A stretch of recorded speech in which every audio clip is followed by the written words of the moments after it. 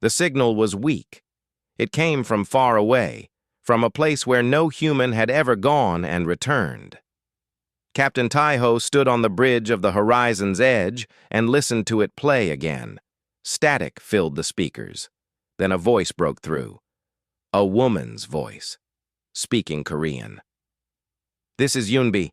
Crash site coordinates follow. I am alive. Please help." The message repeated 3 times, then stopped. The bridge was silent. Every officer stared at their captain. They all knew what this meant. The signal came from beyond the Dominion border. Taiho was 42 years old. He had served in the United Earth Fleet for 20 years. He had seen pirates, asteroid storms, and first contact with 3 alien species. But he had never faced a choice like this.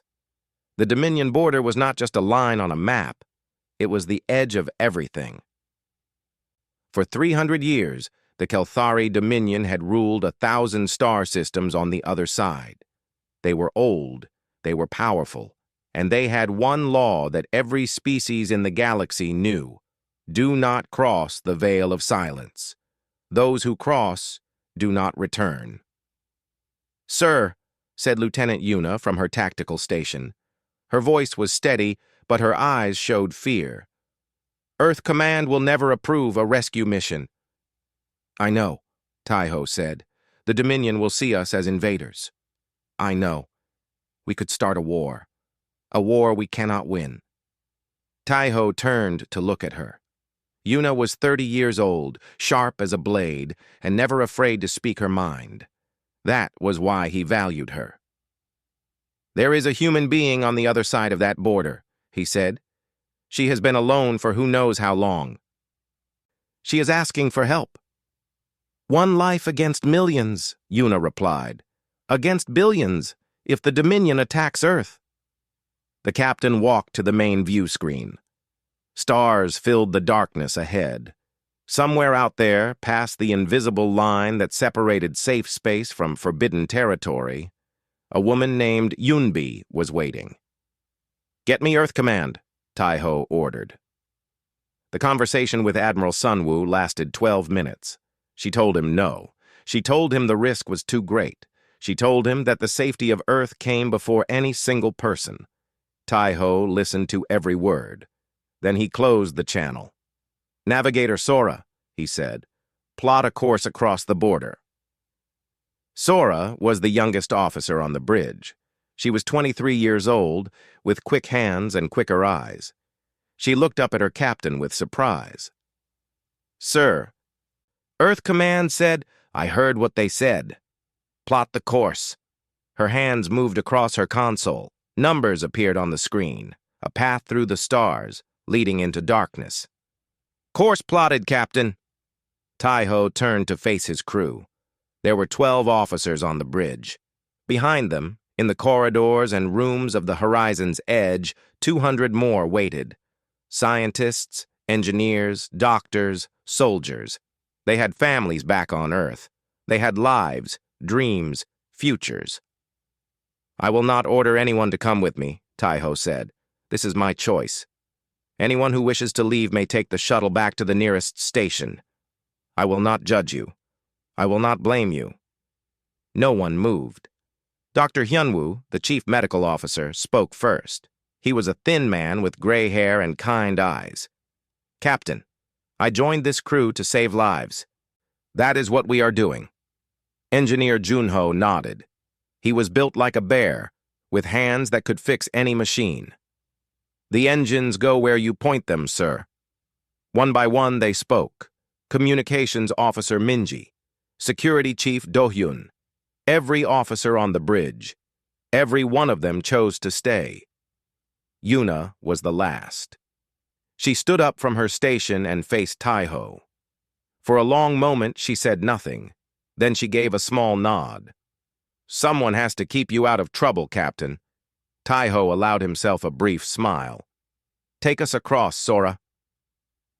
The horizon's edge moved forward. The stars shifted around them.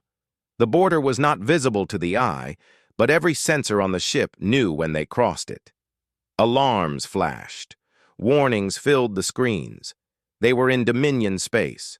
For 4 hours, nothing happened. The crew waited in tense silence. Hyunwoo checked his medical supplies. Junho ran tests on the engines. Minji monitored every frequency for signals. They found nothing but empty space and distant stars.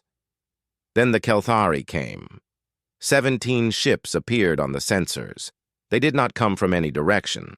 They simply appeared, as if stepping out of the darkness itself.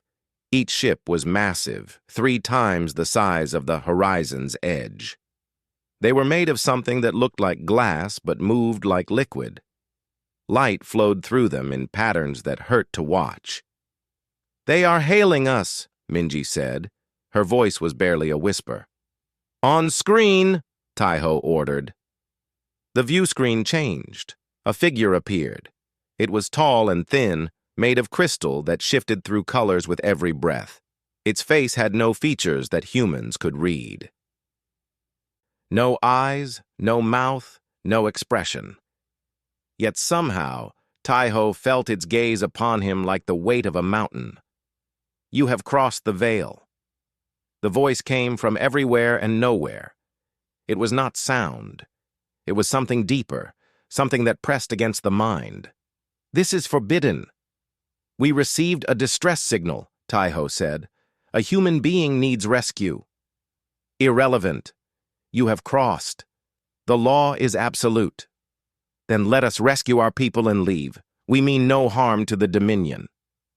The crystal being was silent for a moment. When it spoke again, every person on the bridge felt a chill run through their bones. "You do not understand. There is no leaving. There is no rescue. You have broken the sacred law. The punishment is not for you alone. The punishment is for your species."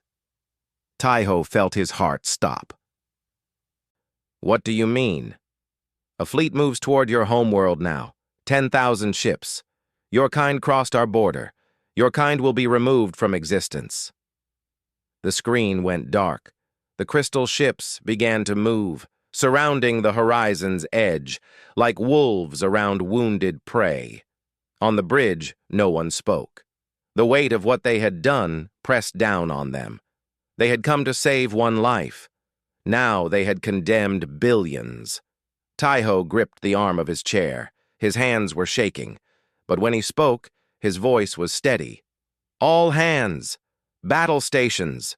We are not dead yet." The war for humanity's survival had begun. The Kelthari did not attack. They did not need to. 17 warships held the horizon's edge in place like a hand holding a small bird. The human ship's weapons were useless against shields that could stop a supernova. Running was impossible when the enemy could appear from nowhere.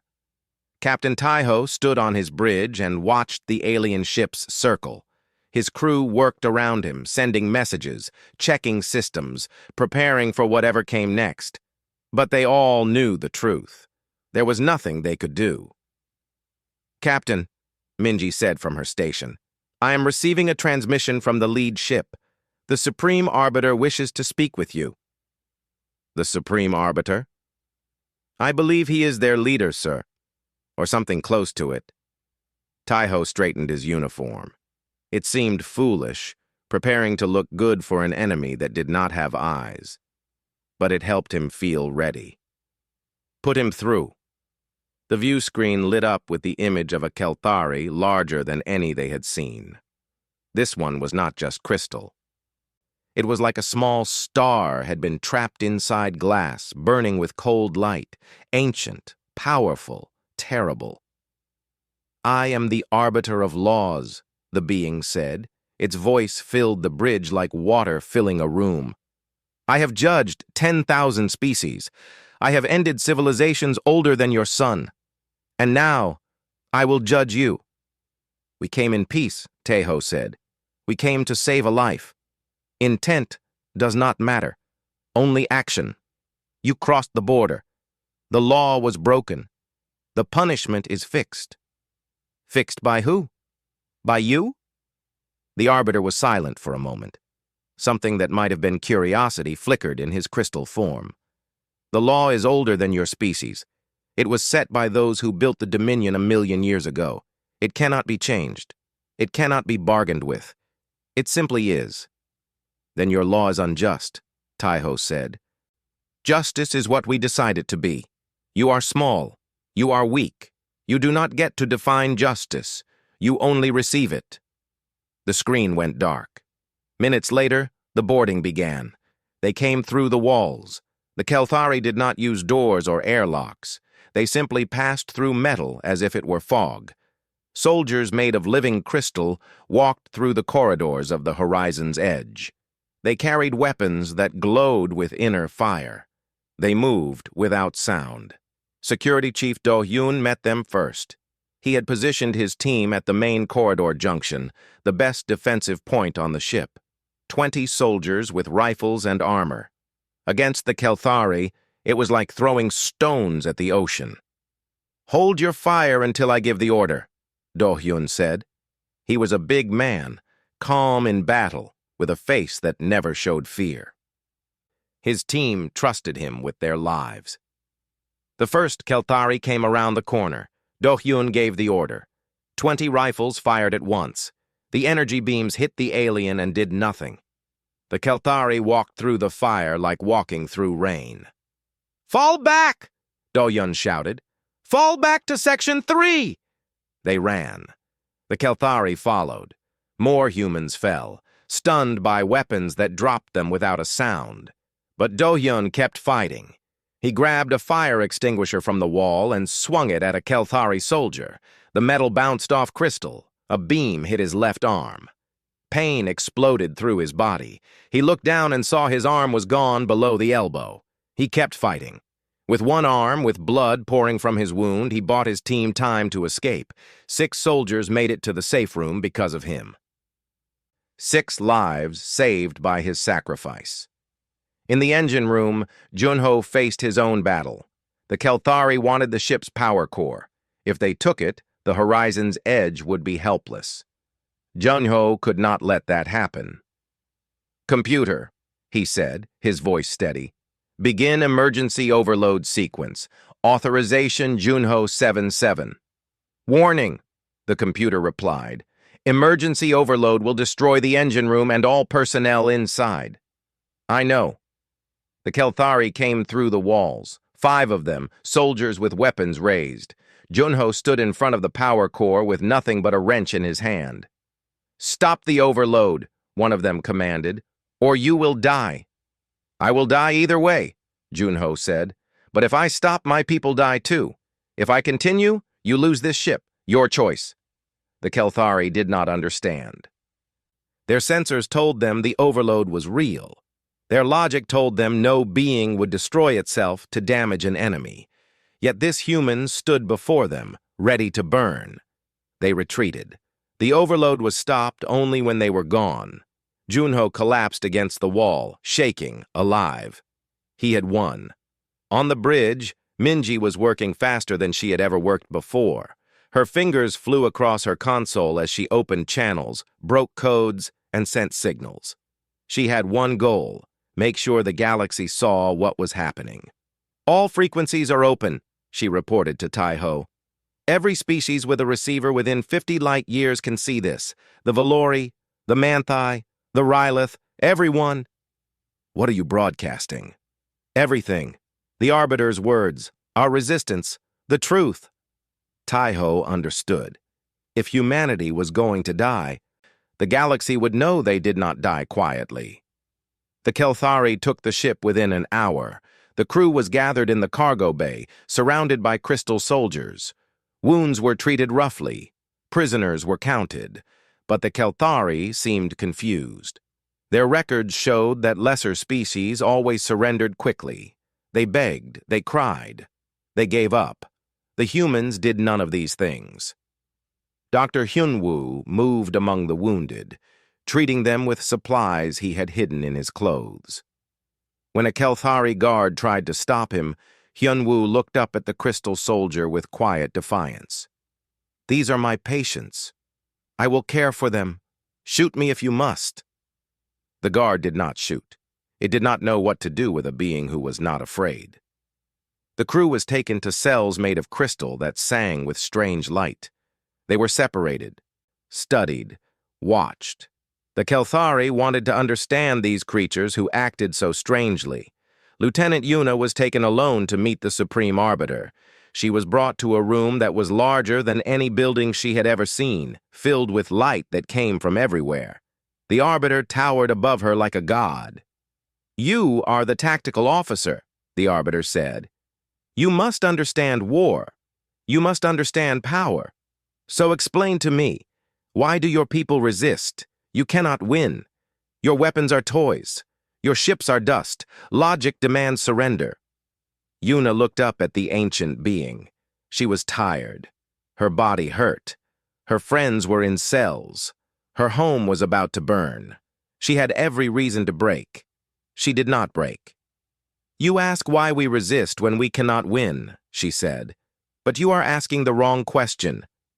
The question is not whether we can win. The question is who we want to be." "I do not understand." "We would rather die standing than live on our knees. That is what makes us human. You can kill us. You can burn our worlds. But you cannot make us surrender. And sometimes when people refuse to give up, impossible things happen." The Arbiter studied her for a long time. In his million years of existence, no species had ever spoken to him this way. He found it illogical. He also found it troubling. Something was changing, something he could not calculate. And for the first time in ages beyond counting, the Supreme Arbiter felt something he had almost forgotten existed: uncertainty. Earth received the transmission at 3:47 in the morning, Geneva time. Within an hour, every government on the planet knew the truth. Within 2 hours, the streets were filled with people looking up at the sky, searching for stars that now held their death. Panic came first. People fled cities, though there was nowhere to go. Markets crashed. Communications failed under the weight of billions trying to call their loved ones. For one terrible day, it seemed like humanity would tear itself apart before the Kelthari even arrived. Then something changed. Admiral Sunwoo stood before the United Earth Council with fire in her eyes. She was 60 years old, with gray hair cut short and a voice that could command fleets. She had fought pirates, rebels, and worse. She had never faced extinction. "We have 6 weeks," she said. "That is how long our analysts believe it will take for the Dominion fleet to reach Earth. 10,000 ships against our 300. Technology that makes ours look like stone tools. By every measure, we cannot win this war." The council members shifted in their seats. Some were crying. Some were already planning their escape to bunkers that would not save them. "But I did not come here to tell you we are lost," Sunwoo continued.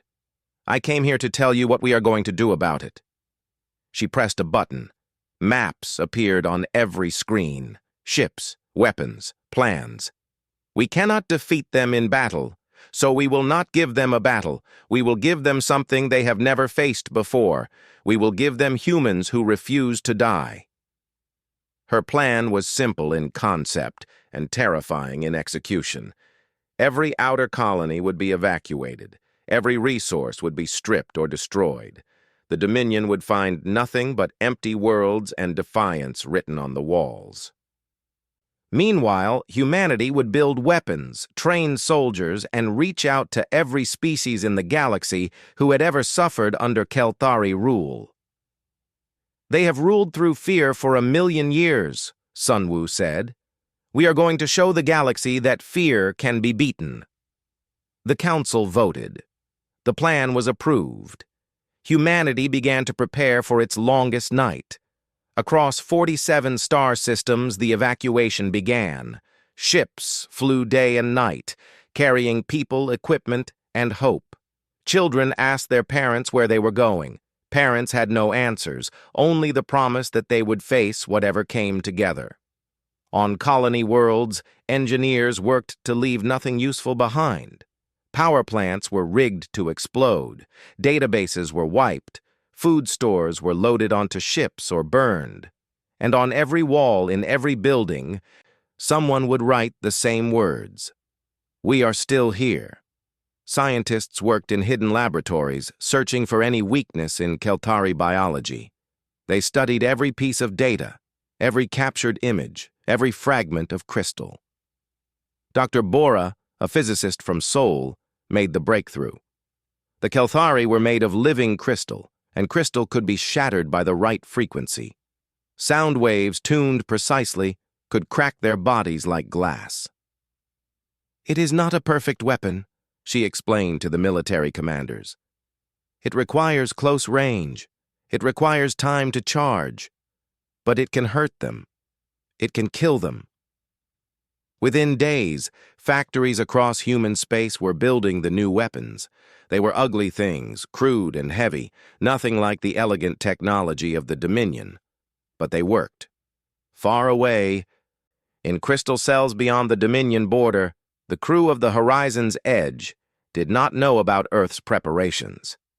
They knew only that they were prisoners, studied like animals, waiting for news that might never come. Captain Tejo was kept separate from his crew. His cell was larger, with walls that showed him visions of burning worlds. The Kelthari wanted to break his spirit. They showed him Earth dying. They showed him his crew being tortured. They showed him every horror they could imagine. He did not break. He sat in his cell and planned. Lieutenant Yuna was questioned again and again. The Arbiter returned to her, asking the same questions in different ways. Why did humans fight? What drove them? What made them refuse the logic of surrender? She gave him the same answer every time. And every time, she saw something change in his ancient eyes. Doubt, confusion, something that might have been respect. Navigator Sora counted the days by the patterns of light in her cell. She had no console, no maps, no stars to guide her. But she had her mind. She calculated. She planned. She found routes through enemy space, paths to freedom, ways to escape that the Kelthari would never expect. "They think we are helpless," she whispered to herself. "They are wrong." Dr. Hyunwoo was given access to the wounded. The Kelthari did not understand human medicine, and they found it useful to let the doctor work. They did not realize that Hyunwoo was doing more than healing bodies. He was passing messages. He was building hope. He was preparing his people for what came next. "Stay strong," he told each patient. "The captain has a plan." Junho and Do-yun shared a cell, the engineer with burns on his hands, and the security chief with one arm. They should have been broken. They were not. "When the time comes," Do-yun said, "I can still fight." "When the time comes," Junho replied, "I will make sure you have something to fight with."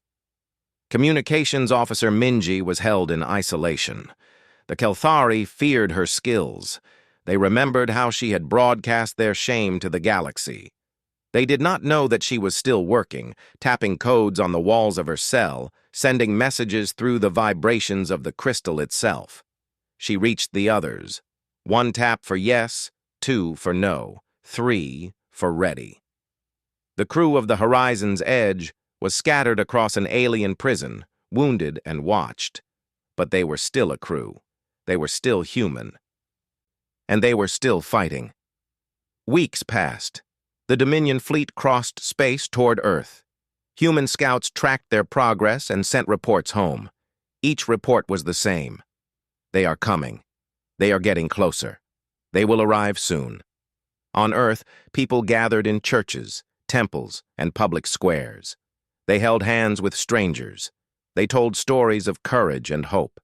They refused to spend their final days in fear. Admiral Sunwoo stood on the bridge of her flagship, the Defiance. 300 ships waited behind her, the full strength of the United Earth Fleet. It was not enough. It would never be enough. But when her communications officer reported that the Dominion Advance Fleet had entered human space, Sunwoo smiled. "Good," she said. "Let them come. Let them see what happens when they try to break humanity." The first battle began an hour later. Human ships struck from hiding, fired their new weapons, and vanished before the Kelthari could respond. Crystal soldiers shattered under sound waves they had never faced. Ships that had survived 1,000,000 years of war took damage from creatures they considered insects. The Dominion won the battle. They always won. But for the first time, they bled. News of the fight reached every corner of the galaxy. Species that had hidden from the Kelthari for ages heard that someone was fighting back. Species that had surrendered generations ago felt something stir in their hearts. Hope, anger, the memory of who they used to be. The long night had begun, but in the darkness, lights were starting to shine.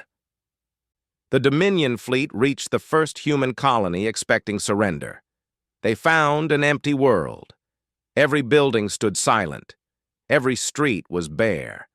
The colonists had taken everything they could carry and destroyed everything else. On the walls of the central government building, someone had painted words 3 meters tall. "We are still here. We are not afraid. We will never stop." The Kelthari commander did not understand. His species had conquered 1,000 worlds. Every time, the pattern was the same: surrender, submission, peace through obedience. But these humans had run instead of kneeling. They had destroyed their own homes rather than let the Dominion use them. It was wasteful. It was illogical. It was infuriating. The fleet moved on. The second colony was also empty. So was the third. And the fourth. Across the outer reaches of human space, the Dominion found nothing but ghosts and defiance. Admiral Sunwoo watched the reports come in and allowed herself a small smile. Phase 1 was complete. Now came the hard part. Human ships began to strike. They came out of asteroid fields, out of gas clouds, out of places the Kelthari sensors could not reach. They fired their sonic weapons and ran before the enemy could respond. Hit and run, strike and vanish, death by 1,000 cuts. The Dominion lost their first ship at the Battle of Kepler Station. A human destroyer named the Relentless got close enough to fire a sustained sonic burst at a Kelthari cruiser. The crystal hull cracked. The ship broke apart. 8,000 Kelthari died in an instant. News of the victory spread faster than light. On Earth, people cheered in the streets. On distant worlds, species that had lived under Dominion rule for centuries heard the impossible news. The Kelthari could be killed. But the war was far from over. For every Dominion ship destroyed, the humans lost 10. The sonic weapons required close range, which meant human ships had to get near enemies that could destroy them from a distance. Brave crews flew into almost certain death, hoping to crack just one more crystal hull before they burned. Captain Minjun of the destroyer, Morning Star, became a legend when he rammed his damaged ship into a Kelthari battlecruiser. The resulting explosion killed hundreds of the enemy. His final transmission was recorded and played across human space. "Tell my family I died well. Tell the Dominion this is just the beginning." 3 weeks into the invasion, the Dominion had taken no human worlds. They had destroyed countless ships and killed thousands of soldiers. But they had not broken humanity's will, and they had lost more ships in 3 weeks than they had lost in the previous 10,000 years. The Supreme Arbiter watched the reports from his throne beyond the border. He did not understand what was happening. The humans should have surrendered by now. Every calculation said they would surrender, yet they fought on, dying in numbers that should have terrified them into submission. "They are insects," his advisors told him. "They will tire. They will break." "They have not tired yet," the Arbiter replied. "They have not broken yet. And every day they fight, more species watch and remember." He thought of the human woman in his prison, Yuna. Her words echoed in his ancient mind. Sometimes, when people refuse to give up, impossible things happen. Perhaps, he thought, she was right. On the captured Horizon's Edge, the crew had waited long enough. Captain Taiho had been planning since the first day of their imprisonment. Now, through coded messages tapped on walls and whispered in passing, the plan was ready. It started with Junho. The Kelthari had put him to work repairing systems on the ship. They thought his skills were useful. They did not realize he was using those skills against them. Quietly, carefully, he had been rerouting power to the cell blocks. One command would unlock every door. Do-hyun had been preparing the fighters. With one arm and stolen tools, he had trained every able-bodied crew member in close combat. They had no weapons, but they had hands and feet, and the burning desire to be free. Minji had found a way into the ship's communications. When the time came, she would send a message that would echo across the galaxy. Dr. Hyunwoo had gathered medical supplies, hidden under bandages, sewn into clothing, packed in false containers, enough to treat the wounded when the fighting started. And Navigator Sora had plotted their escape, a route through Dominion space that used gravity wells and sensor blind spots. It was dangerous. It was almost impossible. It was their only chance. The signal came at midnight, ship time. 3 taps on a wall. Ready. Junho sent the command. Every cell door on the ship opened at once. 200 humans poured into the corridors, facing Kelthari guards who were not prepared for prisoners who fought back. Do-hyun led the charge. He moved like a storm, his one remaining arm striking with power that surprised even him. The sonic grenades that Junho had built from stolen parts cracked crystal bodies. Guards fell. Humans pressed forward. "To the bridge!" Do-hyun shouted. "To the bridge!" Captain Taiho fought beside his crew. He had no weapon but his fists, no armor but his uniform. It did not matter. He was leading his people to freedom, and nothing would stop him. Lieutenant Yuna broke free from the guards holding her and ran. She knew the ship better than any of them, and she knew exactly where she needed to go. The armory. The Kelthari had stored captured weapons there. If they could reach it, they would have a chance. She got there first. The door was locked with Kelthari codes. She did not know the codes, but she knew something better. She knew that Junho had been here. "Override 7-7, she said. The door opened. Inside were human rifles, human grenades, human hope. Minutes later, the crew of the Horizon's Edge was armed and moving. The Kelthari sent reinforcements. It did not matter. These humans had been prisoners for weeks. They had lost friends, lost blood, lost hope. Now they had something to fight for. Minji reached the communications array. Her fingers danced across the console, breaking encryption, overriding lockouts. Then she opened a channel to the galaxy. "This is the crew of the Horizon's Edge. We are prisoners of the Dominion no more. We have taken back our ship. We are fighting. We are winning, and we are coming home." She paused, then added the words that would become famous across 1,000 worlds. "To the Dominion. We are still here. We are still fighting. And we will never stop." The message went out. Every species with a receiver heard it. On Earth, Admiral Sunwoo laughed for the first time in weeks. On hidden worlds, rebels looked at each other and smiled. On Dominion planets, slaves whispered the words to each other like a prayer. Captain Taiho reached the bridge. The Kelthari commander stood before him, crystal body glowing with fury. "You cannot escape," the commander said. "Our fleet will destroy you." "Perhaps," Taiho replied. "But before they do, I am going to do something impossible." He looked at the view screen. 17 warships surrounded them. Beyond them, endless space. Beyond that, Earth. "Navigator Sora," he said, "take us home." Sora smiled. Her hands moved across the console. The Horizon's Edge leaped forward into the dark. Behind them, the Kelthari fleet gave chase. Ahead of them lay danger, death, and a galaxy that would never be the same. The fire that would not die burned brighter than ever.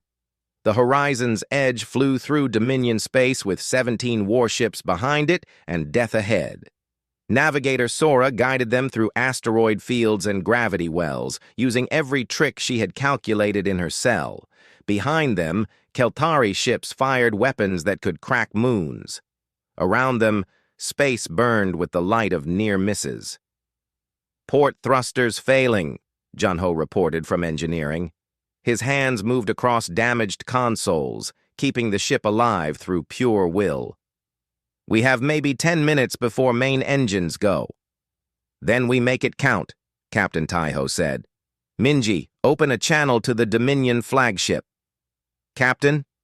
"You heard me. I want to talk to the Supreme Arbiter." The channel opened. The ancient being's image filled the screen, his crystal form burning with cold light.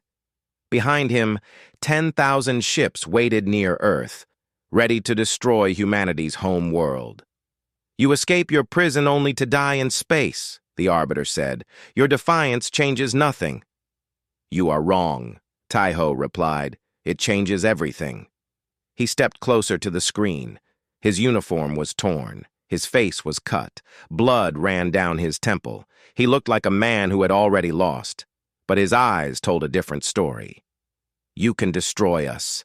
You can burn Earth. You can kill every human being in the galaxy. But you cannot undo what has already happened." "What has happened?" "The galaxy has seen us fight. They have seen your ships crack under our weapons. They have seen prisoners escape your cells. They have seen a small, weak species stand against the Great Dominion and refuse to break." Taiho paused. "For 1,000,000 years, you have ruled through fear. You taught every species that resistance was impossible. We have proven that it is not." The Arbiter was silent. On the bridge of the horizon's edge, the crew watched their captain face the most powerful being in the galaxy.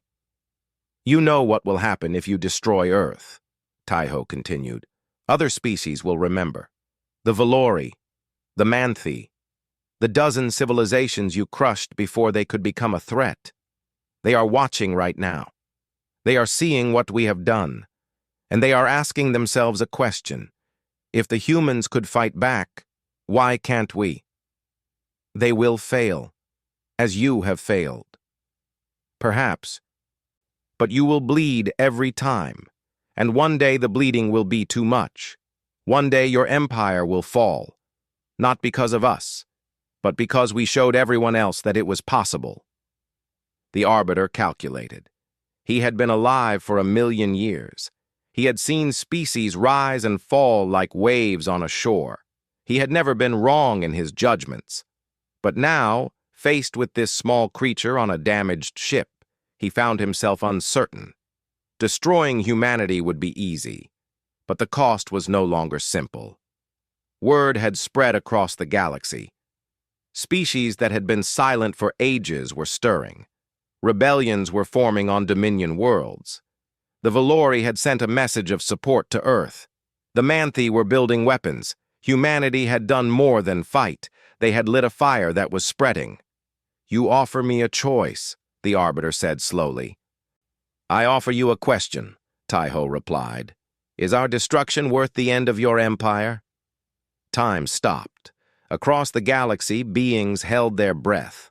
On Earth, billions watched and waited. On the bridge of the horizon's edge, the crew stood behind their captain, ready to die beside him. The Arbiter spoke. "The fleet will withdraw." No one moved. No one breathed. Lieutenant Yuna was the first to find her voice. "What?" "The Dominion fleet will return to our space. The border remains, but your species will be recognized as sovereign. You may exist. You may grow. The law has been adjusted." Taiho felt his legs weaken. He gripped his chair to stay standing. "And the horizon's edge? You will be escorted to the border and released. The human you came to rescue has been located. She will be returned as well." On the other side of the galaxy, Admiral Sunwoo received the message. She read it 3 times before she believed it. Then she sat down heavily in her chair and began to cry. The war was over. Humanity had survived. The return journey took 2 weeks.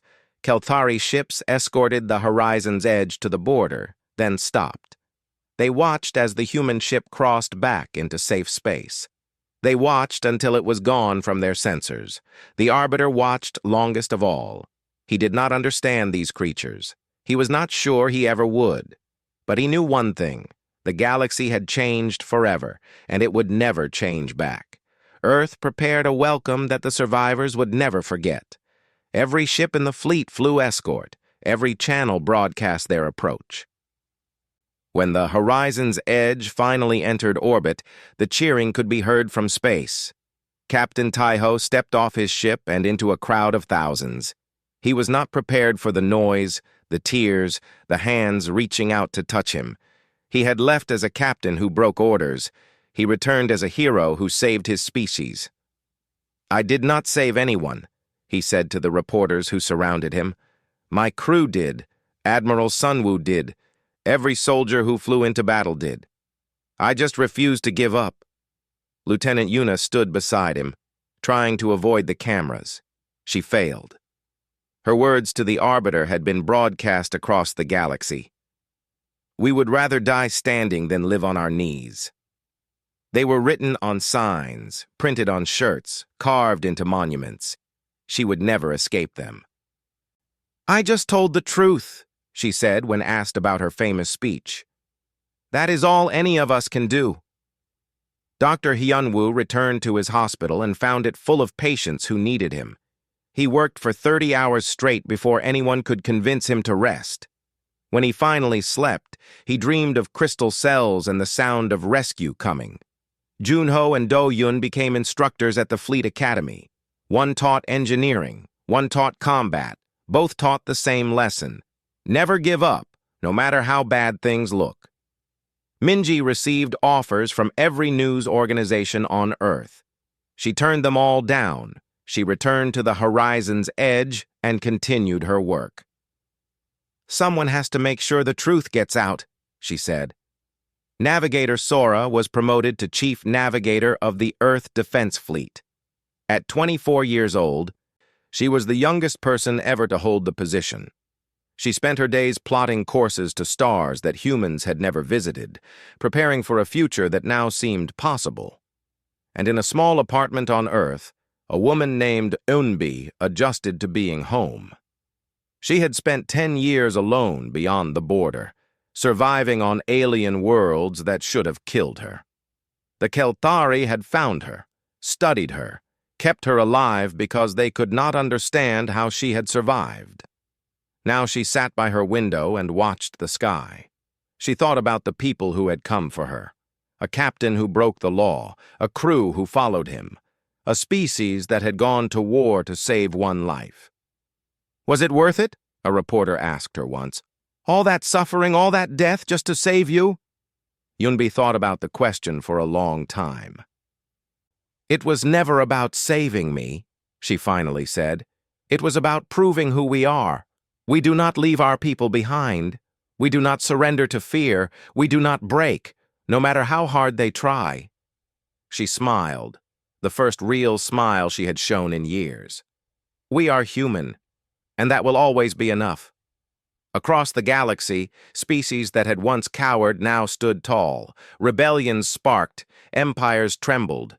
The Dominion still ruled, but their rule was no longer absolute. Fear no longer controlled everything. And on Earth, monuments rose to those who had fallen. Names were carved in stone. Stories were told to children. The long night was over, but its lessons would never be forgotten. Humanity had crossed the border. They had faced annihilation. They had been beaten, captured, hunted, and nearly destroyed. And yet they stood, unbroken, unbowed, human. That was their greatest victory of all.